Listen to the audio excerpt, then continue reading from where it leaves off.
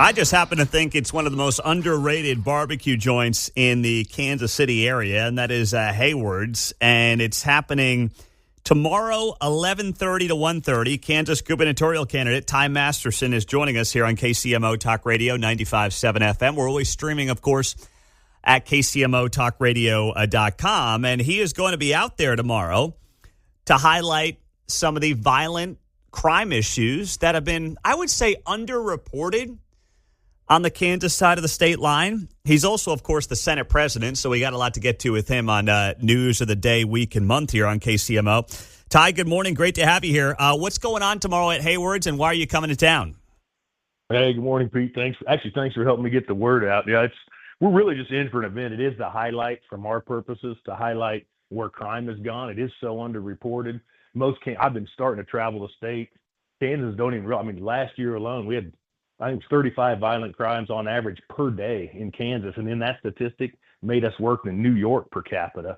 So that's what we're trying to highlight that, and just to highlight small business. And by the way, the one point I wanted to make on that is proceeds to this are not going to my campaign at all. This is to support Hayward's and the Sweeney family for what they've been through. So I want to make that clear to everybody. We'd love to have everybody out, but the purpose is to support small business and highlight that we do have a crime problem. Now, remind people, too, what happened with the family recently.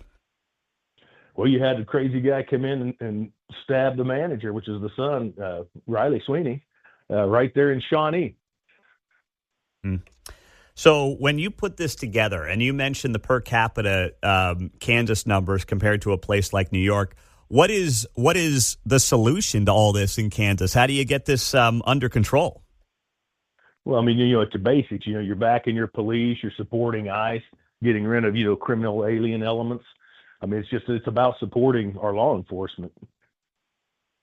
And is that one of those things that you look at right now from Governor Kelly's perspective? Certainly, what could she have done differently that would have led to hopefully a lower crime rate across the state? Well, I mean, that goes clear back to, she vetoed us sending our guard down to the border. She's supported sanctuary cities in places. She's not been a strong law enforcement. Matter of fact, you're seeing the fraternal order police come our direction. How much has the border issue from the last few years impacted crime in Kansas? Oh, it's significant. I'll give you one example, just a drug. I was speaking with our KDI director just a couple weeks ago, and he said, like, for example, fentanyl, it's down like 95% just since Trump took office and shut the border off. In Kansas in particular, it's down 95%? That is specifically to Kansas. Now, he said the downside is because of demand, now you're seeing some uptick in old school drugs like heroin and cocaine and meth. But fentanyl is Russian roulette. Wow.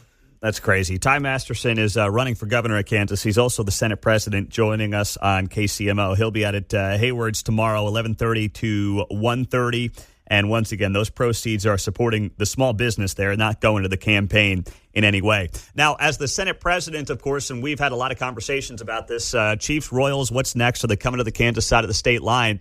There's been a lot, as you know, the rumors are just flying all over the place, Ty. But where are you at as someone who's deep in on these conversations on the Royals and the Chiefs and the possibility of them coming to Kansas right now? So, I mean, there are a lot of productive conversations going on. I think they're getting to go past conversations into some detail. I do think they are still in conversations on both sides. And here's what I will tell you. I'm not a gambling man, but I would start to put money on Kansas. For which team? For both. Do you feel like the odds are better for one over the other? I'd probably put stronger odds on the Royals. But I mean, I'd actually put money down on both. Okay. I think they're very productive conversations happening. How about that? Is there a reason that you believe Kansas may be taking the lead in these conversations right now for these two teams? Oh, I think honestly, it's just about business, right? I mean, it's entertainment for most everybody else, but for these guys, it's about business. So they're going to go where it makes the most sense for them and their franchises. To promote growth and for the franchises. And I would like to know when we talk about this, it gets lost on Kansas side. There's not a single dollar more in tax being raised, and nobody's liable for the stadium. I want to make sure that's clear because I know that gets mixed up. And so, and even especially when we talk about the Chiefs, 75% of the boxes on the Missouri side are owned by Kansas people, and a majority of season ticket holders are Kansas people. So right now, when you look at possible locations, and I know that this is going to be decided by the teams, but would there be a local component if we're talking about the Royals at the old Sprint campus? I mean, is there potentially an ask from Overland Park or Johnson County on the taxpayer front? It could be because from the state's perspective, we're not engaged in what the locals do there, so there very well could be. Okay. Do you think that's a deal breaker in some cases for either or both of these teams? I don't know. I can't. I don't know the answer to that. Gotcha. Okay. Well, you're feeling good right now. That's optimistic. And you think about what happened here in recent weeks. Missouri comes to the table and they think that they've matched you guys with a statewide offer. And a lot of people expected that maybe Missouri would jump back to the forefront. But you feel like you guys are getting ahead. Is there something in particular that has led you to that belief from a state level in recent weeks? I just think in the end, the bottom line for them is the actual bottom line, and that's what they're looking at, and potential for growth. Okay. And so I think that the deal is override. I know there's a lot of sentimental value, particularly with Arrowhead and the Hunt family, but in the end, they got to look at the next 60 years. Mm-hmm. Hey, you're right about that. All right. Well, we'll see how that plays out. In the meantime, Senator Masterson, we also have a lot of conversation here in our area after late last week. The U.S. Department of Education announced that they are investigating the KCK School District, Olathe School District, Shawnee Mission School District, and Topeka School District for potential Title IX violations, specifically when it comes to, men and women's sports and in locker rooms and things of that nature. I know that you fought this issue in the state legislature, but when you saw that news last week as a state lawmaker and also potentially the next governor, what did you make and how did you respond when that news came out on Friday?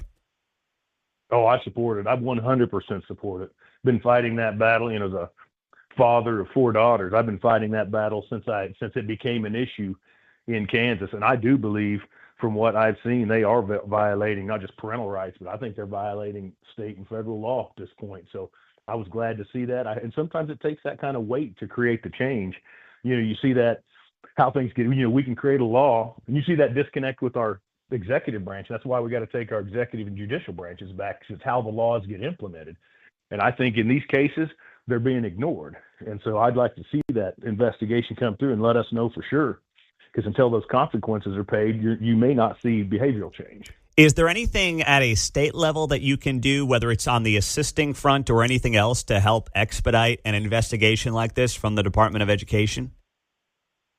I don't know what role we would have in that other than looking at their conclusions, because they're evaluating that. We can investigate as well from a state perspective. But I think we're going to let them work through that. There's a significant amount of federal money there that could be at risk if they're not abiding by the law. Kansas has put itself, in statute.